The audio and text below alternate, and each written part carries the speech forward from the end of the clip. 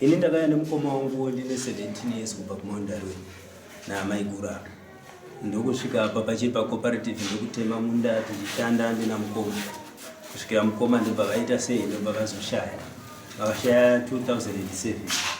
Vabereki vangu ndokuchitaura kuti takusira musha chichengeta musha uyu nokuti ndowaigara nemukoma wangu. Zvadaro maigura vakandipa mukombe ndakanwa nevanhu vakanga vari padosahwira ndakandanwa mukombe uya ndakagara nawo 2 years kusvika 2009. Mumba mavo ndichita sei ndichipinda madzimai angu kwakamoyo ndichita sei ndichipinda ndobva ndabata nechikomba chinonzi Brasio Mashavana. Nyaya ndobva ndaisa kwabushu iri 2009 iyoyo. Vabereki vavo ndobva varamba kuuya kudare ndavatumira shoko kuti uyai nokuti mwana waita kamubata nechikomba. Mukoma vafa ndakaendesa mombe yemasungiro ndakatororawo kwana atezva. Zvadaro madzimai ava mukoma wangu anga achiri mupenyu mukuru ndobva tavatakura ndokuvaendesa kumusha kwavo nezvinhu zvavo zvese. Vachinge vasvika kumusha kwavo ndobva vatambirwa kudaro vakazororewa kudotito ndobva vaita mwana musikana anonzi Tirivashe ndobva murume wekudotito afa ndobva vachizororewa kumakumbe kuna vakomana vangani 2 apa ndokubva nekuserengeto vachiti vadzoka pamba. Saka ndano 15 years kubva madzimai ava vaita senda vaisa kumusha kwavo. Kuya kwavakaita vakauya vachida kutoresa vana mabhethi ndokutoresa vana mabhethi. Tapedza kutoresa vana mabhethi navanhu kutaura neni kuti vanoda kudzoka pamba. Ndaifungiza kuti vatoresa vana mabhethi vakudzokera kwangu vachigara nemurume wekuserengeto. Ndozotongonzwa hanhete vakundifonera kuti uri kupi uya iwe une nyaya yaunayo yekuti iwe uri kudiwa kumapurisa nokuti kwakagadzirwa dethi avanga varorewa kumakumbe. Saka dethi abereki vangu vachigadzisa dethi baba namai vangu vachiri vapenyu vaida kugaisa zvemunda. Saka vakaisa zita remadzimai angu kuwadzanuka moyo kuti munda ugadzirike nokuti pakaoditwa minda pai minda isina vanhu yainzi haisi kuita sei haisi kuti vanogona kutorwa. Saka zvaita saizvo vazoya patakaisa dethi vanhu ndokutora zvitupa. Saka ava manje ava nokusvikira kumba kwangu vakasvikira kwababa Makomo. Saka Makomo ndovaita vakauya navo tichitaura nezvedethi vakangopedza kutaura ina ndachandataura bhozi ndaiudzwa nababa ndichingoramba ndakanyarara handakwanisa kuvapindura. Vakangopedza kutaura Makomo bva kuti murorauya newe tibva tatoenda. Saka handina dare randingakwanisa kugara navo. Ndakazongonzwa hanhete vangu uya vachiti midziyo yatouya gadzira kumba iwane pokupinda. Hanhete matumwa nani ndatumwa nababa wako. Saka baba wangu havana mashoko neni avakaronga neni. Saka ini handigoni kutora mukadzi wevanhu ndichidzorera papi pamba pandakagara apa ndopangu nevana vangu inini nokuti vakandipa mukombe ndopamba pandigere ipapo ende ndopandakakurira mashoko inini nyaya yekutaurwa nababa kutaura kuti vakandibata nechikomba vari kutondinyepera havana kumbobva vambondibata nechikomba. Nyaya yakaitika ndeyekuti pakafa murume wangu afa ainzi Fred Makomo. Baba vandobva ndopadavanomisa mukombe zvesvozvo vari kutaura asi charity dzapasi. Asi chakaitika ndechekuti ndavapa mukombe babava ndanga ndisina kuziva kutoti inyaya yekutoti ivo vari kutoda kutondipremera nyaya kumashure kwenyaya yekutoti tagarana nhaka. Baba vandobva vazondiudza kuti ndakabata nechikomba ndobva vazoti zvoni imini ndofunga musiwo ndaitobva kugadheni. Ndabva kugadheni ndobva vanditi zvoni ndongangowana paine motikari pamba ndatowana zvinhu zvakutoiswa mumotikari ndopa wakatitakura uchinendesa kumba kwedu. Inyaya yekutongoti chete nandichiriwo mwana mudiki panguva yachona handina chandaigona kutaura. Ndakatofawo zvesvo ndakatoti ndakuenda kumba kwedu zviri right. Ndobva vanditakura ndobva vandendesa kumba kwedu. Baba vanditakura vandendesa kumba kwedu havana kundisiya kumba. Vakandisiya pasango kumba havana kusvika neni. Uyu mukomana wamukona ari apo. Vandisiya pasango. Ndakazotofamba inini ndichibva pasango ipapa ndikasiyiwa nezvinhu zvangu. Ndopa ndikazoenda kumba ndakati ndasiyirwa zvinhu kwakati. Asi haana kundisiya kumba. Pamusoro yechangamire kana kwai ndichiri kunzwa chete. Saka panyaya yekuti zvoni ndanga ndakaroorwa inini kuti ndizoenda kunomitiswa vana vese ivangu hakusi kuti kwanga kuri kuda kwangu. Inyaya yekutongoti ndanga ndabviswa pamba zvechisimba nababa nemukoma wavo. Andakurorwa kutatu. Ndanga ndisina kutombororwa zvekuenda, ndakatongoendeswa vana ndiri kumba kwedu kwababa wangu. Kune mwe atotaura.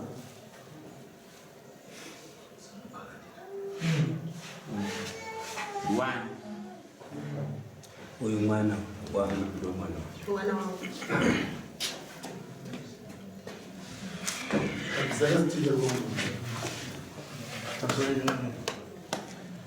Baba wa nyanga ilipo ndekuti ndonzi Teota Makomo. Baba wa nyanga ilipo ndekuti kuendesa kwakaita amai kumusha kwawo yanga iri nyaya yekuda kupamba munda wakasiyiwa nababa, zvinhu zvese zvakasiyiwa nababa. Vabva vanyepera amai kuti vabata nechikomba. Wanga wakura here 2 years dzakasiyiwa namakoma mwana. Mari amai kwakaenda ndachidiki. Alright. Ne 21. Baba wakasiyiwa na Mukoma wangu asizwa kuti ari kupi. Akabva kunogora rapira paseri. Achibva nonetsana navo baba ivava nenyaya yepamba. Amene kuti akabva aenda uku. Ipapo asizwa kuti ari kupi. Iwo vanhu vakutozwa kuti ari kupi. pamusoro munotendera kutaura pamusoro ichangamira zvese zvekutaura nomwana uyu akasiyiwa no2 years kana kuti 3. Mumwe wacho ndianga ati kurei, saka vana ava ndakatovaendesa vese kuchikoro. Ndakatoenda kumakumbe kwangu karorowa amai ava, ndakanga ndada kutopondwa kupi ikoko kusvika vabereka kuti ndicheredza kuenda kupi ikoko. Saka mwana uyu zvaari kutaura handisi kuziva kuti ari kuzviona because anga asati akura, kana pandikagara amai yake nhaka anga asina kukura. Ukupesa ndokutira front munda ongono mkomo ndobwashiwa vana kuda kuti munda ndowako nevana saka funzo kana uriye munda aifana kukomba na munda kukoma na kuita maya kana vana vachizouya kumunda vaya vachikuchengetwa nemwana wani wavo kwete kuti iwa mukrema ndakudzoka Pamusoro ichangamira ndakuda kudzoka, asi kuti ndakauya nditorwa mwana ndiakauya achinditora achitoti mama ndikukumbira kuti ndiende ndikuda munda wababa wangu, ndikuda kunorima, nenyaya yekutoti takaenda uku takanogara nabamunini, bamunini takatadza kugara navo, nenyaya yekutoti taitobikawo sadza mudzimba dzavamwe vanhu tichimba nezvimoto.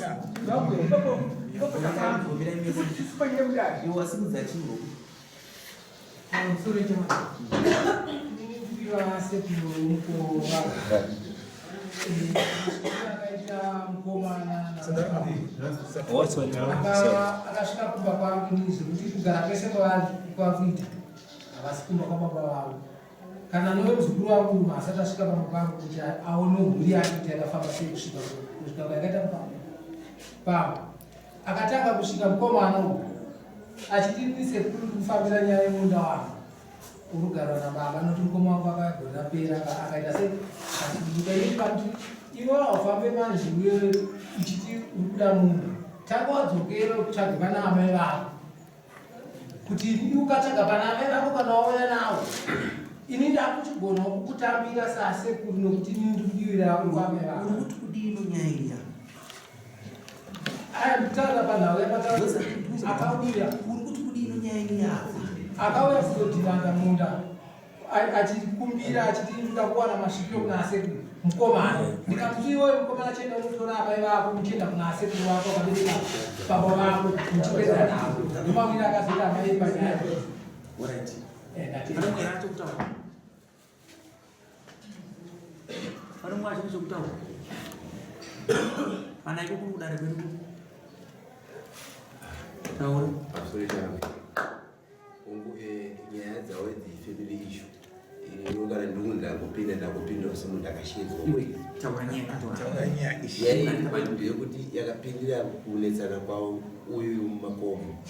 Kana munhu yake yauya pfungwa yangu ndamuti munhu ngogara pake mhuri pamwe chete muchirima munda umu. Kana pano urongwa hwedare rokunetsana nomudzimai munodzoka zvakare kudzinza kuye kuti mudzimai todii naye pano kuti ungomufusa chimuramba zvisina dare mukati mangwana hakuna anozokubatsira nyaya iyi mudzimai wako. Zvemwana wako mhuri yako tambira akati mwana ndatambira semukadzi handidi, ndikati zvino ini chandapindira birth certificate anga kanyora death certificate akazirwadza nokumoyo isedhirwa saka vaiti kondodonyoresa here mwana wangu ini nekuti mwana warwadzane ini ari wangu indiri upenyu saka ndozvandakaenda kupindira kusvika kwadh mapurisa ndobva tiripa mapepa maafidavit fomu matatu 1 nasabhuku 1 raiva amai ava no1 ranga akanyorwa ndobva tagadzirisa mapepa ayo ndobva tafira tikati munomi mapurisa ndimefirai waifira mapepa uchifira muchiti kudii aifirwa nemapurisa eafidavit yokuti kudii afidavit yacho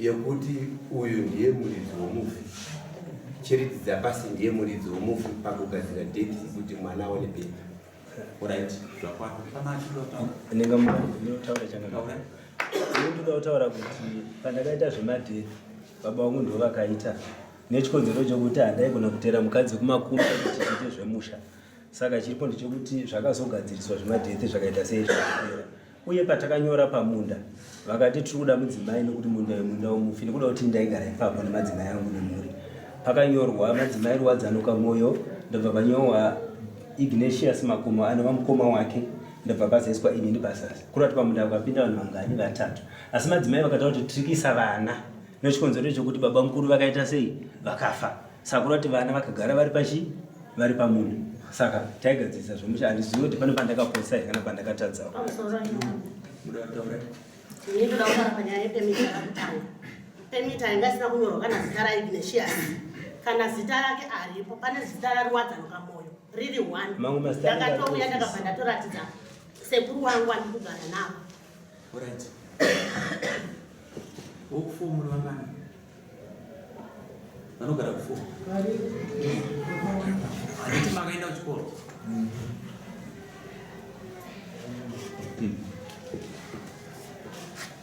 iwe inokubereka kachuru iri raiti renyaya usinzi ndianga akasimba munhu ndikuti inama yaho aikwanise kuzomera uye amada kukwira dani ari mukomano kana timataura na munhu wari mukomano anamuda kukwata kukwira ama yaho munda uye akabata ano section ukaverenga kupi pasection 2.8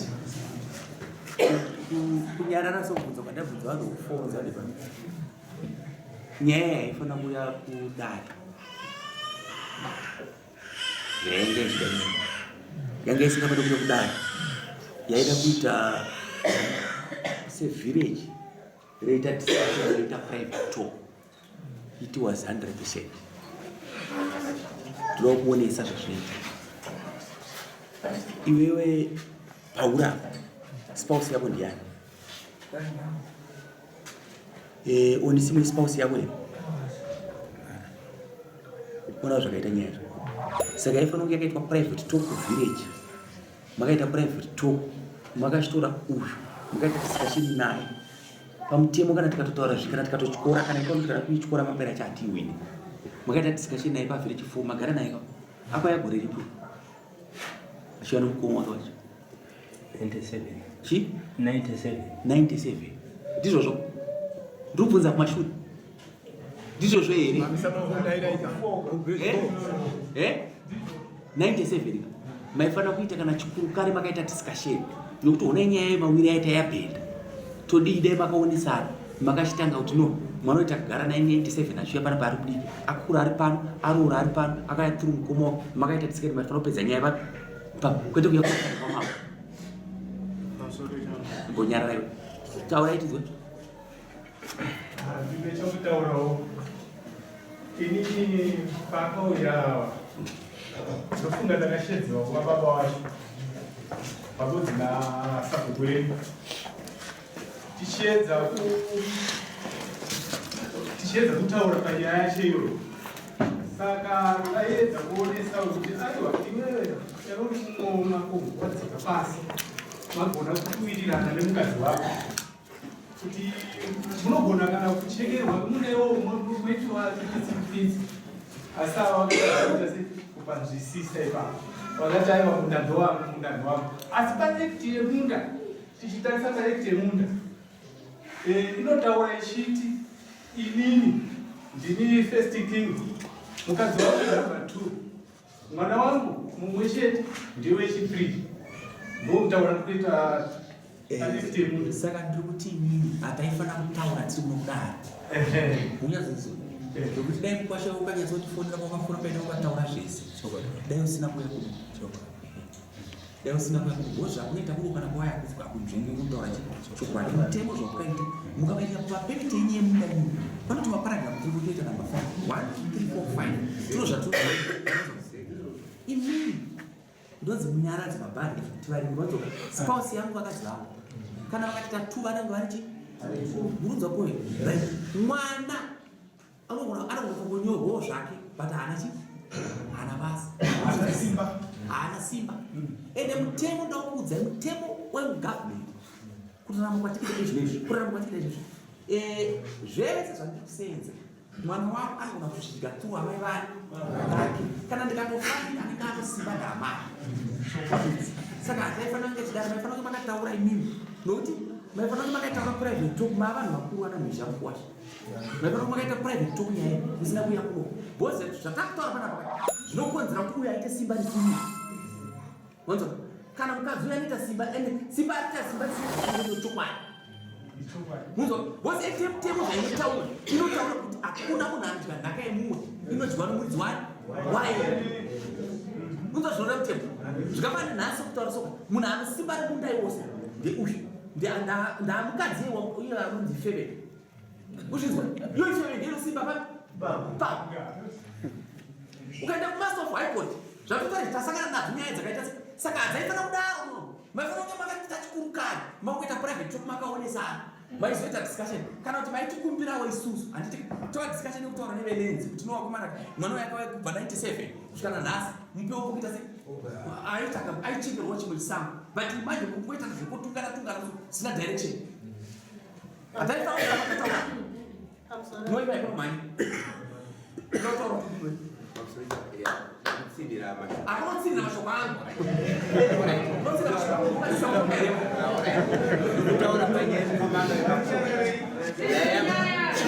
makomo ndozvatakaimudza kuti iwo makomo mira uye kuvhileji tigare pasi zvino makomo aibva aramba anotsiga kuti anomhanya kuenda musoro saka terei munzwegwe kana uchitungamirira vanhu tosangana vanhu vakawandisa kuna mwana vanomhanya kuna mwana vasingamhanyi vasingazoti mutemo unodai mutemo unozodai mutemo unozodai wanzwa ndichibvunza panapa zvandandichibvunza kuti mese taura ndida kutsvaga kuti dambudziko racho riri pano wanzwa uyu mukadzi uyu haana kuita pfungwa dzake wega kudzoka pastendi wanzwaka ane vanhu vakatomba advise kuti stendi ndeyani ndeyako ende chiri chokwadi unzwa here nyecho zvaikaita ende chiri ane vanhu vakatomta kuti noenda stendi ndeyani ndeyako ende chiri chokwadi chokuti imhosva muzvinzwa saka ndiri kuti inini hasoda kutaura zvakawanda hasoda kupesanisa ndiri kuti varume 97 mwana akatozvarwa vamwe vakatoberekwa kuenda kuchikoro vamwe vakatoroora vamwe vakaroriwa